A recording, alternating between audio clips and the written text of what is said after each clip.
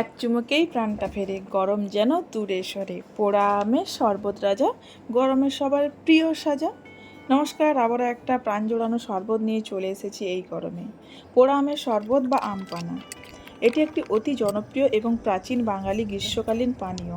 গ্রীষ্মের প্রচণ্ড তাপে তৃষ্ণা মেটানোর জন্য এই শরবত বিশেষ উপযোগী।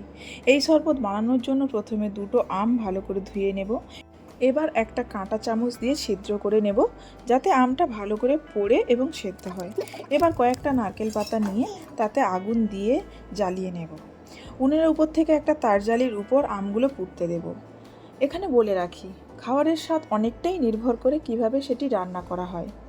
বাংলার ঐতিহ্যবাহী রান্নায় কাঠের উনুনের ব্যবহার একসময় ছিল অত্যন্ত স্বাভাবিক, যেখানে ধোঁয়ার সংস্পর্শে খাবারের এক ধরনের প্রকৃত কুশলতা ভরা স্মোকি স্বাদ তৈরি হয়। এই স্বাদ শুধুমাত্র কাঠের আগুনেই পাওয়া যায়, যার নিজস্ব একটা ঘ্রাণ ও পরত থাকে। অন্যদিকে গ্যাস ওভেন বা মাইক্রো ওভেন আধুনিক ও সুবিধাজনক হলেও সেখানে আগুনের এই প্রাকৃতিক ছোঁয়া থাকে না। ফলে খাবার যতই নিখুঁতভাবে রান্না হোক না কেন, কাঠের উনুনের সেই অনন্য ঘ্রাণ ও স্বাদ অনেক সময় অনুপস্থিত থাকে। যাই হোক, আপনাদের যেটাতে সুবিধে আপনারা ওটাতেই পুড়িয়ে নেবেন। এখন আমাদের আমগুলো পোড়া হয়ে গেছে, ওগুলো একটি পাত্রে তুলে রাখবো। দেখুন আমটা কতটা নরম হয়েছে আর কি সুন্দর পুড়ে গেছে। একটু ঠান্ডা হলেই আমের উপরে পুড়িয়ে যাওয়া কালো খোসাগুলো ছাড়িয়ে নেব। খোসা ছাড়ানোর পর আমের ভেতরের অংশ কতটা কোমল, নরম আর হলুদাভ, যেন পুরো আমটাই এক টুকরো রোদেলা দুপুর। এবার পাত্রে অল্প অল্প জল ঢেলে হাত দিয়ে ভালো করে চটকে নেব ছাড়ানো আমটাকে। আঙুলের ফাঁক দিয়ে বেরিয়ে আসা রস ও পাল্পটা একেবারে গাঢ় হলুদ রঙের, যাতে মিশে আছে ধোঁয়ার গন্ধ আর অদ্ভুত মাটির ঘ্রাণ।